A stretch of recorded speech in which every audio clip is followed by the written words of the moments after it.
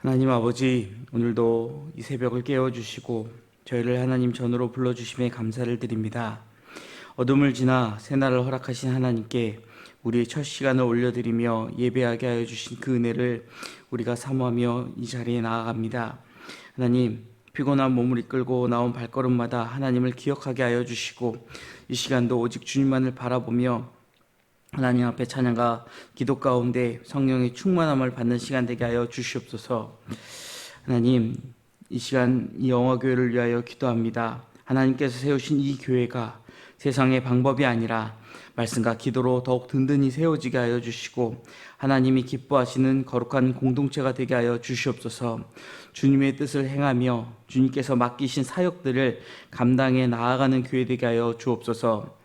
예배마다 하나님의 임재가 충만하게 하여 주시고 성도들이 서로를 사랑하며 함께 믿음으로 세워져 나아가는 은혜가 차고 넘치게 하여 주시옵소서. 하나님, 또한 이 지역 가운데에 복음의 빛을 비추며 영혼을 살리는 교회가 되기 원합니다. 하나님, 구원의 방주의 역할을 감당할 수 있도록 우리가 복음이 필요한 자들을 찾아가 만나 그들에게 복음을 전할 수 있는 믿음을 허락하여 주시고 또한 그들이 그 복음을 들을 때에 함께 나와 예배할 수 있는 구원의 역사가 이루어지게 하여 주시옵소서. 하나님, 담임 목사님과 또 교육자들을 세워주셨습니다. 날마다 말씀과 기도로 하나님 앞에 서게 하여 주시고 주님 맡겨진 사명을 감당할 때 성령의 충만함과 세임을 더하셔서 육신의 필요함을 붙들어 주시며 마음과 영혼 가운데 낙심하지 않으며 늘 하나님께서 공급하시는 은혜로 체험받아 그 은혜를 나누는 주의 종들 되게 하여 주시옵소서. 하나님, 또한 교회의 재직들을 위하여 기도합니다.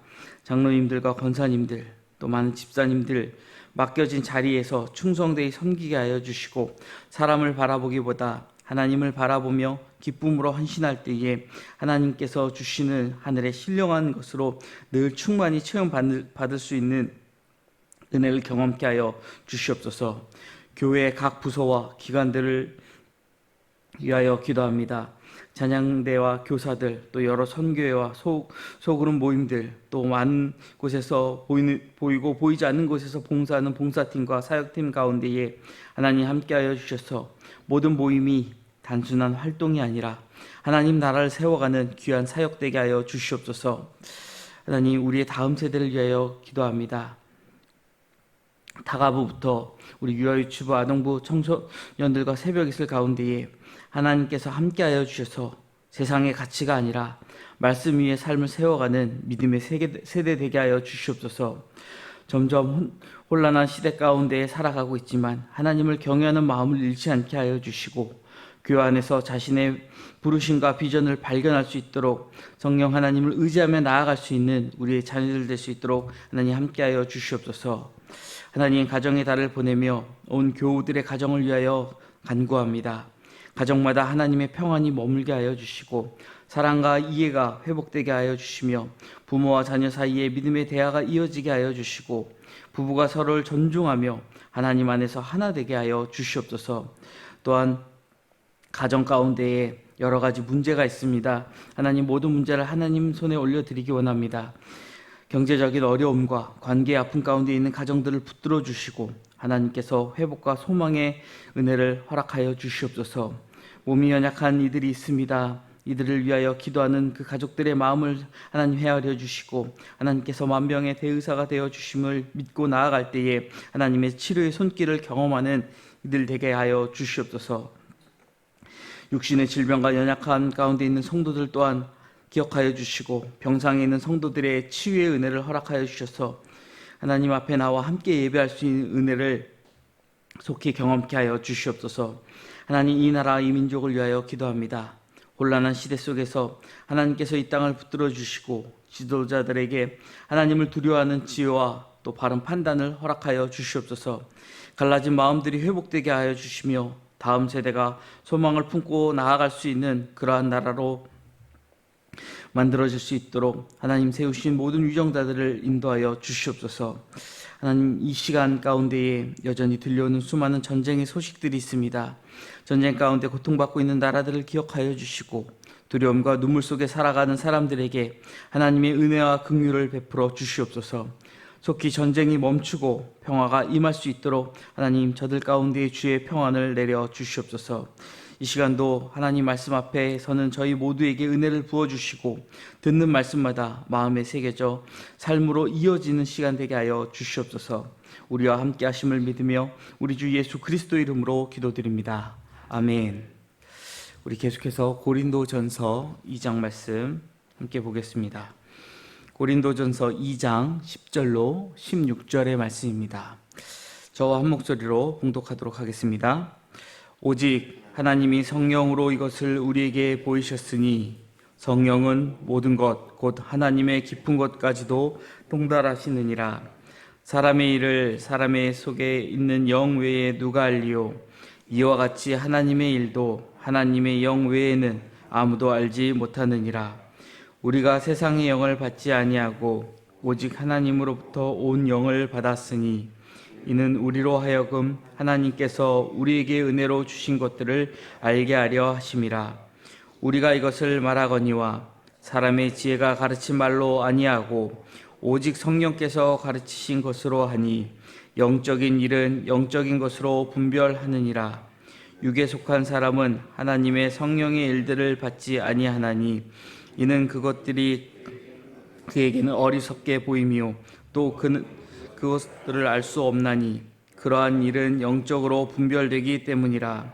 신령한 자는 모든 것을 판단하나 자기는 아무에게도 판단을 받지 아니하느니라. 누가 주의 마음을 알아서 주를 가르치겠느냐? 그러나 우리가 그리스도의 마음을 가졌느니라. 아멘.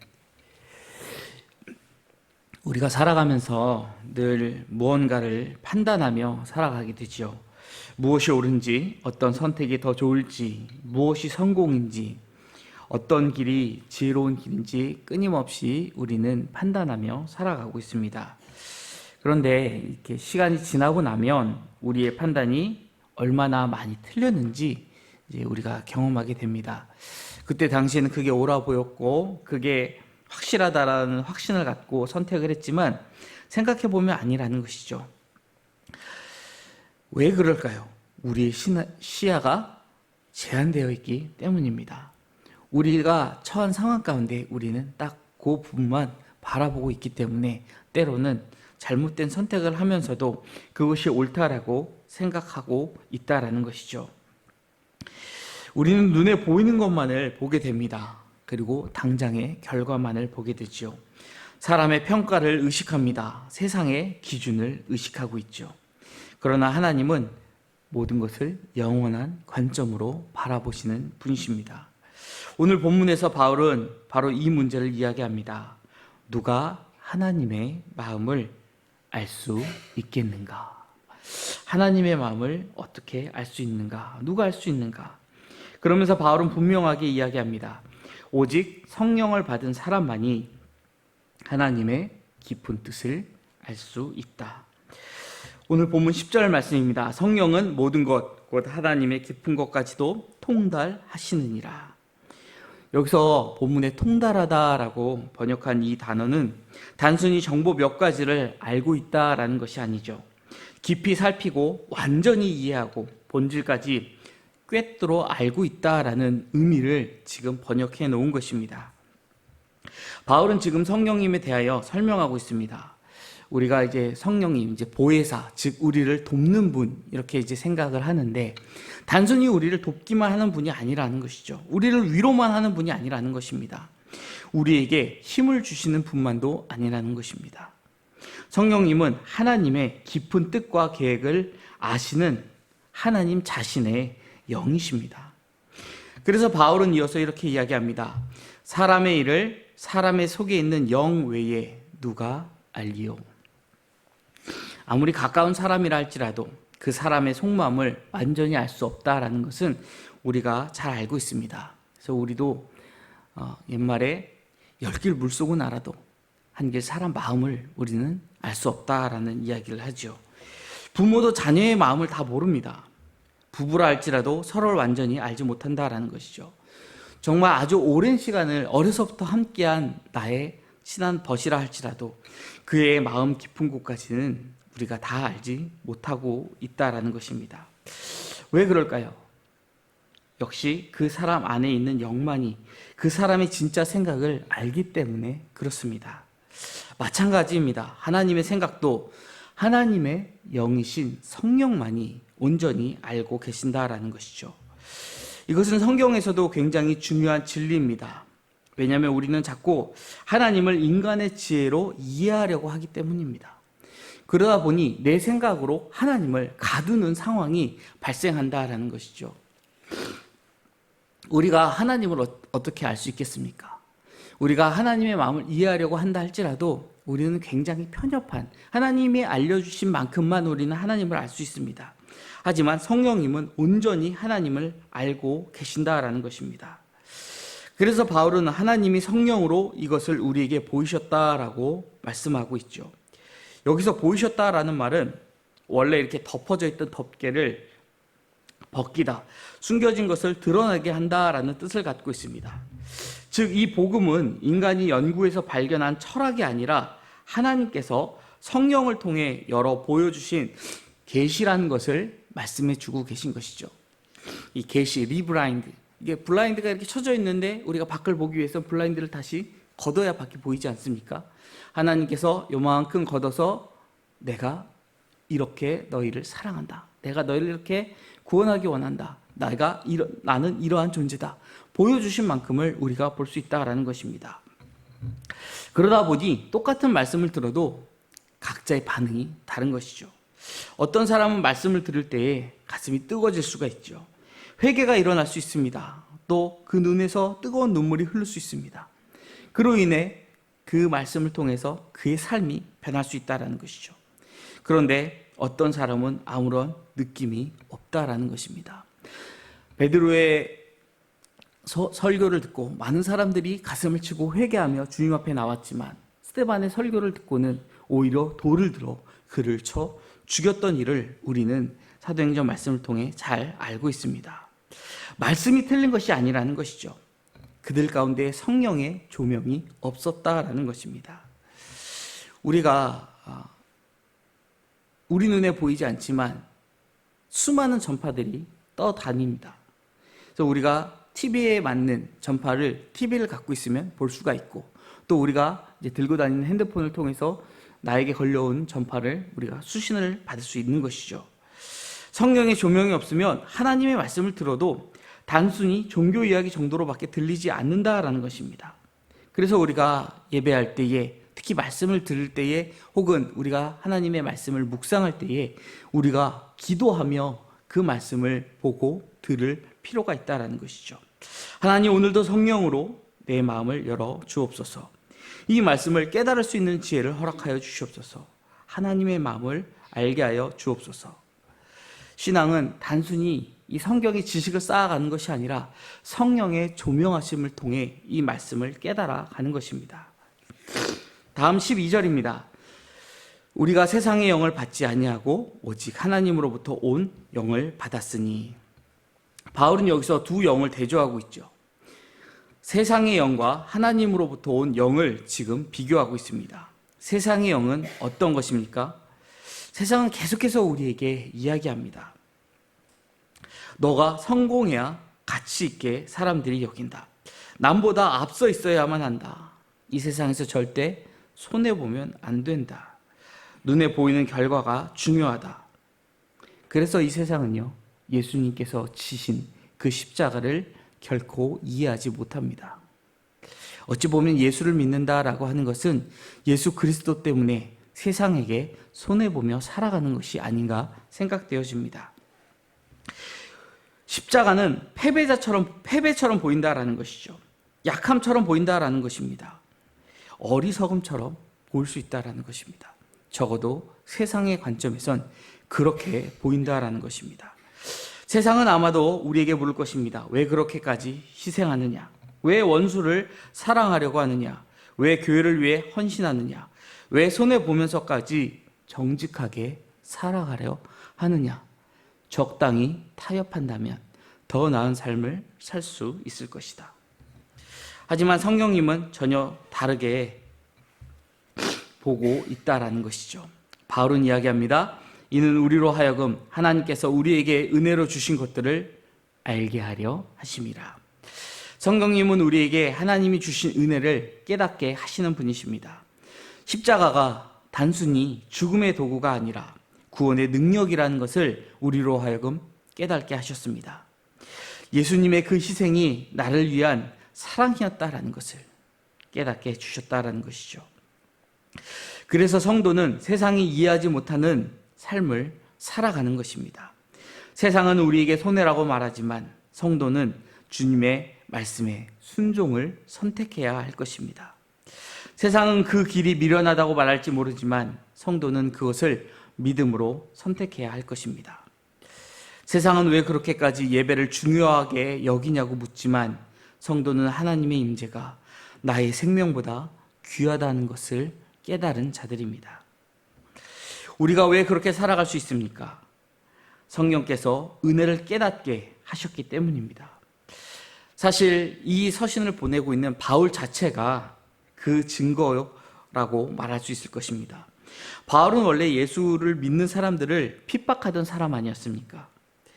사실 바울은 예수를 믿는 사람들을 쫓아다니며 어떻게든 공의에 넘기고 그들을 투옥시키는 아주 거기에 열심을 내던 사람이었습니다.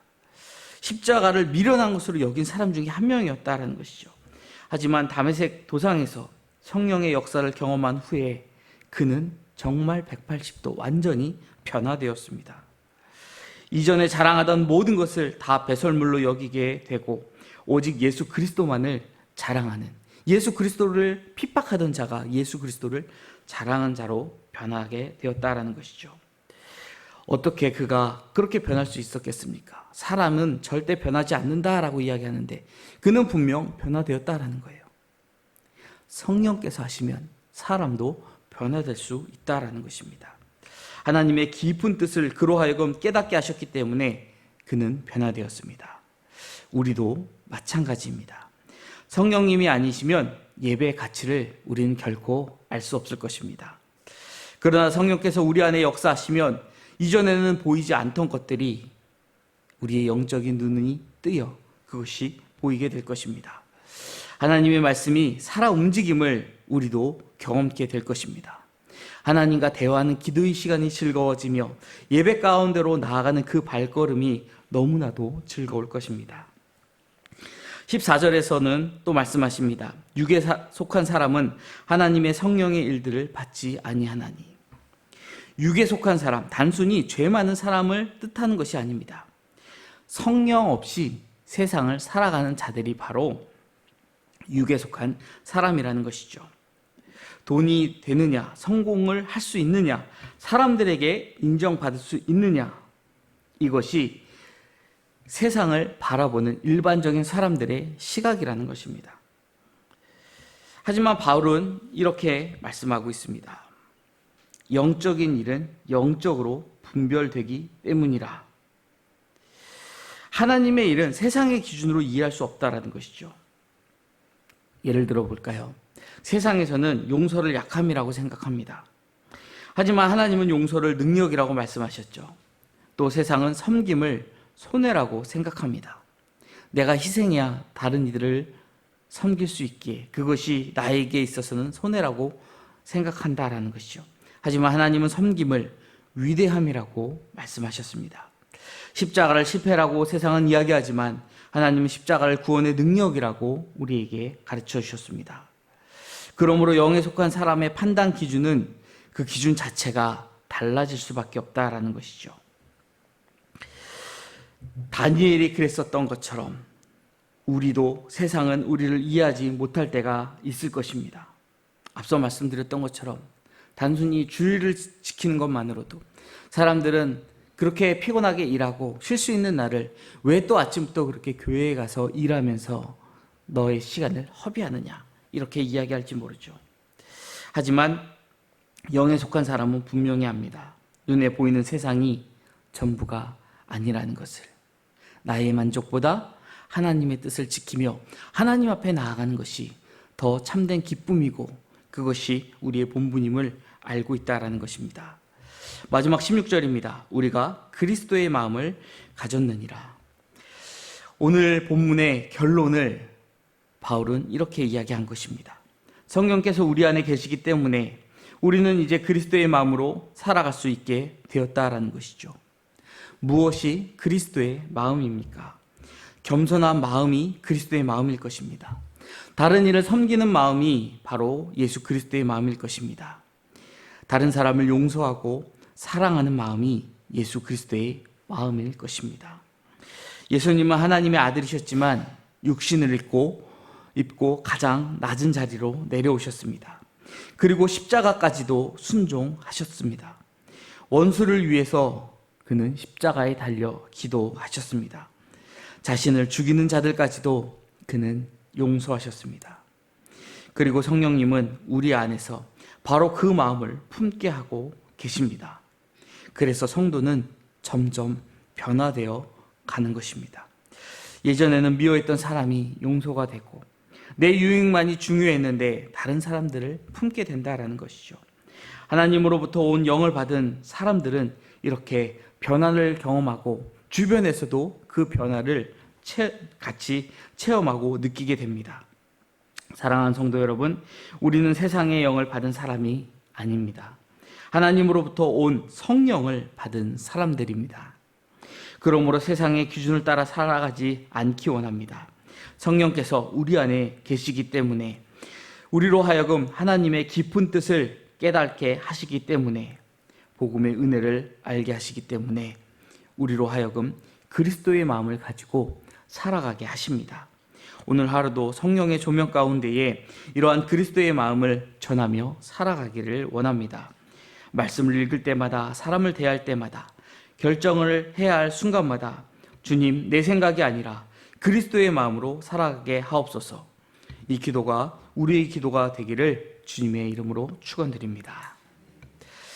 하나님 아버지, 오늘도 말씀 가운데 우리를 깨워주시고 성령을 통해 하나님의 뜻을 깨닫게 하여 주심에 감사를 드립니다. 세상의 기준과 판단에 흔들리지 않게 하여 주시고 우리 안에 계신 성령님의 음성에 민감하게 반응하게 하여 주옵소서. 우리에게 그리스도의 마음을 주사 사랑하고 용서하고 순종하며 살아가게 하시고 오늘 하루도 하나님 나라의 사람답게 살아가는 우리 모든 성도들 될 수 있도록 하나님 함께하여 주시옵소서. 감사드리며 예수 그리스도 이름으로 기도드립니다. 아멘. 하늘에 계신 우리 아버지, 아버지의 이름을 거룩하게 하시며 아버지의 나라가 오게 하시며 아버지의 뜻이 하늘에서와 같이 땅에서도 이루어지게 하소서. 오늘 우리에게 일용할 양식을 주시고 우리가 우리에게 잘못한 사람을 용서하여 준 것 같이 우리 죄를 용서하여 주시고 우리를 시험에 빠지지 않게 하시고 악에서 구하소서. 나라와 권능과 영광이 영원히 아버지의 것입니다. 아멘.